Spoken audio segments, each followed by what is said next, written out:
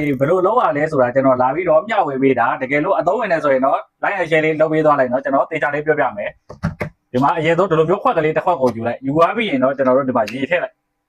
အိမ်မှာကျွန်တော်တို့ဆက်ပြရေးဒီခုနဆက်ပြတဲ့နက်ကတော့ပုံမှာပဲဘူးပြသေးသေးလေးပါတယ်ဆိုတော့နောက်ထပ်ထပ်ဝယ်စရာမလိုတော့ကျွန်တော်ပြလိုက်မယ်နော်ဘူးလာဝယ်လို့လေလာပြောလို့အဲ့ဒါကြောင့်မို့ကျွန်တော်အကြံဉာဏ်လေးတစ်ခုပေးလိုက်မယ်ကျွန်တော်စော့တဲ့နည်းလေးပေါ့နော်ဒါလေးပြပုံသွားရင်ဘာမှမပူနဲ့ဒီမှာရေထည့်လိုက်ရေထည့်ပြီးရင်ကျွန်တော်တို့ရေထည့်ပြီးဒီမှာမေးရှင်အီလန်ရှိရယ်မေးရှင်အီလန်ရှိတယ်နော်အီလန်ကိုထက်ဒီတော့ထက်အီလန်ကိုထက်ဒီတော့နည်းနည်းထက်လိုက်တော်တော်နှစ်စွန်းစာလောက်ထက်လိုက်နှစ်စွန်းစာလောက်ထည့်ပြီးသွားရယ်ဒါလိုမျိုးထည့်ပြီးသွားပြီနော်ထည့်ပြီးသွားရင်သူ့ရဲ့အဓိကဇက်လိုက်ကဘာလဲဆိုတော့တရားထည့်ရမယ်ကျွန်တော်တို့နော်တရားထည့်ရမယ်ကျွန်တော်တို့တရားဒီမှာကြည့်တရားတစ်စုံတော့တစ်စုံထည့်လိုက်ထည့်လိုက်ထည့်ပြီးသွားရင်ကျွန်တော်တို့ဒီစက်ပြာကိုမှုေးလိုက်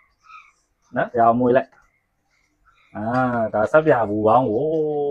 တရားလေးမှုေးထားလိုက်အရေးကျအောင်အရေးကြအောင်မှုေးထားလိုက်မှုေးပြီးတော့ဘယ်လောက်ထားမလဲဆိုတော့နိုင်ဝက်လောက်ထားလိုက်ဒီမှာဒါကကျွန်တော်နှက်ပြီးသားနော်ဟိုကကုံသွားရင်ဒါလိုမျိုးလုပ်ပြီးတော့ဝယ်စရာလုံးဝမလိုဘူးဒီတနက်ကတော့ဝယ်ရမယ်ဒီတနက်ကကျွန်တော်စီမှာရောက်နေဒီတနက်ကကျွန်တော်စီမှာရောက်နေသူကကြာနှက်ထားလေကြာနှက်ထားလေကြာဘူးစီပေါင်းဖွဲ့လေပဲနဲတာမဟုတ်ဘူးဒါဆိုရင်ကျွန်တော်တို့ဘူးစီပေါင်းလေးတွေအိမ်မှာအမေရှိရင်အီလန်ရှိတယ်တရားရှိရင်ဘူးစီပေါင်းစက်ပြရရမယ်ဒီလိုမျိုးလေးတွေကျွန်တော်စီမှာဒီလိုမျိုးလေးတွေထပ်ပြီးတော့အကုန်ခံပြီးဝယ်နေကြမလို့ပေါ့နော်အိမ်မှာစက်ပြနေဒီလိုမျိုးလေးလုပ်နေလိုက်ဒါလေးလုံနေလေးလာပြီးတော့မျှဝေပေးတာကြိုက်တယ်ဆိုရင်တော့ကျွန်တော်တို့ like and share လေးလုပ်ပေးတော့ပါအဆုံးထိကြည့်ပဲ